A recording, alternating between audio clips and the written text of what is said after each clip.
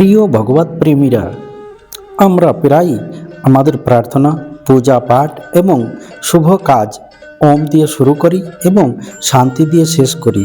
কিন্তু আমরা কি কখনো ভেবে দেখেছি যে এই শব্দগুলোর সঠিক অর্থ কী?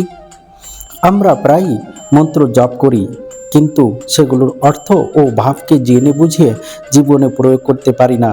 এই কারণেই বারবার মন্ত্র জপ করার পরেও আমরা কাঙ্ক্ষিত ফল পাই না। তাই এখানে পরমাত্মা বলছেন, প্রত্যেক কর্মে যদি থাকে উদ্দেশ্য এবং বিধি, তাহলে অবশ্যই প্রত্যেক কর্মে প্রাপ্ত হয় সিদ্ধি। এখন আমাদের সনাতন ধর্মের এই মহামন্ত্র ওম শান্তি এর সঠিক অর্থ এবং ভাবকে জেনে নিই। ওমের অর্থ আত্মা অর্থাৎ চৈতন্য শক্তির অস্তিত্ব। শান্তির অর্থ মনের স্থিরতা এবং মৌনতা। যখন আমরা ওম শান্তি উচ্চারণ করি, তখন আমাদের চৈতন্য শক্তিকে নিজের বাস্তবিক স্বরূপের কথা স্মরণ করিয়ে দেয়। যেমন, 1. আমি এক শান্ত স্বরূপ আত্মা। 2. শান্তির সাগর পরমাত্মা আমার পিতা। 3. শান্তিধাম আমার আসল বাড়ি। 4. শান্তি আমার মূল স্বভাব বা স্বধর্ম। 5. শান্তিদূত হয়ে কর্ম করা আমার কর্তব্য।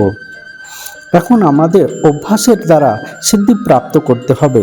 যখন আমরা এর অর্থ ও ভাবকে হৃদয়ে ধারণ করে প্রতিদিন ব্রহ্ম মুহূর্তে নিজেকে এই আত্মিক স্থিতিতে স্থির করার অভ্যাস করব, তখন ধীরে ধীরে আমাদের মন স্বাভাবিকভাবেই শান্ত হতে থাকবে। জীবনে প্রকৃত সুখ, শান্তি, আনন্দ ও খুশির অনুভূতি শুরু হয়ে যায়। বাস্তবে একেই বলা হয় মন্ত্র সিদ্ধি করা। তাই পরমাত্মা আবার স্মরণ করিয়ে দিচ্ছেন যে যেমন করবে কর্মের অভ্যাস, তেমনি হবে সংস্কারের বিকাশ। তাই কথাগুলো যথার্থ এবং যুক্তিযুক্ত মনে হলে কমপক্ষে 21 দিন প্রয়োগ করে দেখবেন।